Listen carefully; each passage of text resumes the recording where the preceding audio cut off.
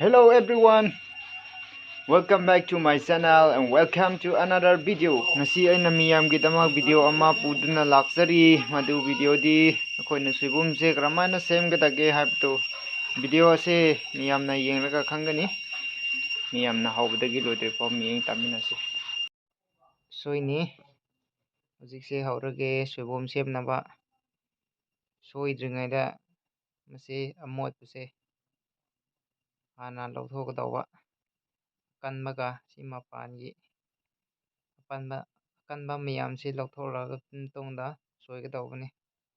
si amotpa akanba urisi asangba mayamse si hana lawthokdoiba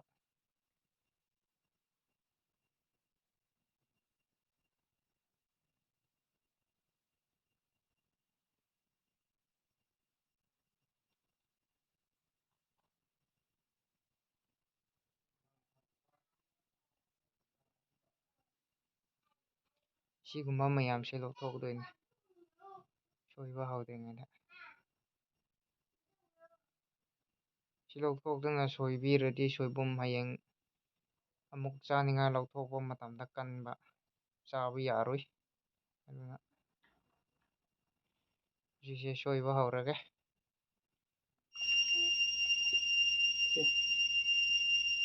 pana soigidawba sumaina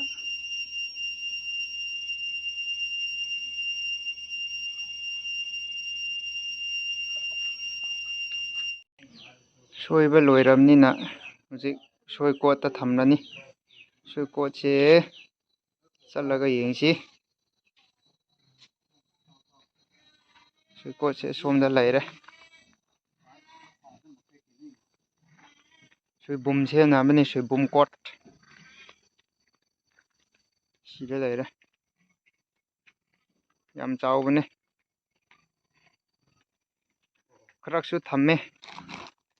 tangba yawre si plastic se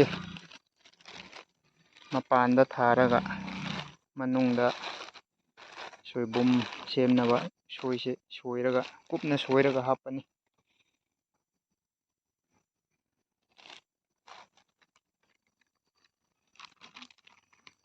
si oire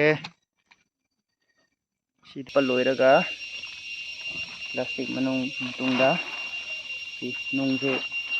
hapkadawa maina hapkadawa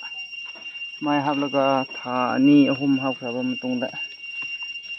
amuk lawthokpa yarani chaba yarani asini soibum semba maongse sina loire tha ama matungda amuk lawthokpa hawre ngasi yonnaba hayengse amuk imphaalda yonnaba pugani ima kaithelda imphaalda purani ayuk ngantanda